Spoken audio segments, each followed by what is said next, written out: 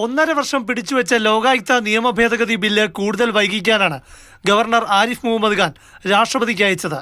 എന്നാൽ രാഷ്ട്രപതി 2 മാസം കൊണ്ട് തീരുമാനമെടുത്ത് അംഗീകാരം നൽകുകയായിരുന്നു. സർക്കാരിന് വലിയ ആശ്വാസവും ഗവർണർക്ക് ഇതുവരെ കിട്ടിയതിൽ ഏറ്റവും വലിയ പ്രഹരവുമാണ്. അതിനാൽ രാജ്ഭവൻ വിശദീകരിക്കുന്നത് ഇങ്ങനെയാണ്: ലോകായുക്ത ബില്ലിന് അംഗീകാരം ലഭിച്ചു.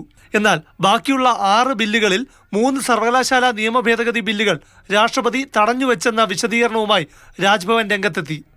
മറ്റു 3 എണ്ണം തീരുമാനത്തിനായി കാത്തിരിക്കുകയാണെന്നും അറിയിച്ചു.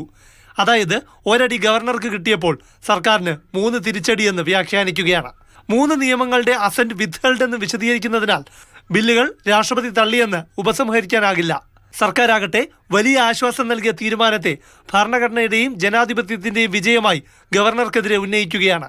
നമ്മൾ അവതരിപ്പിച്ച ബില്ല് യഥാർത്ഥത്തിൽ ഇത് സർക്കാരിന്റെ അല്ലെങ്കിൽ ഗവൺമെന്റിന്റെ നേട്ടത്തിനപ്പുറത്ത് നമ്മുടെ ഭരണഘടനയുടെയും ജനാധിപത്യത്തിന്റെയും വിജയമായിട്ടാണ് ഞാൻ കാണുന്നത്.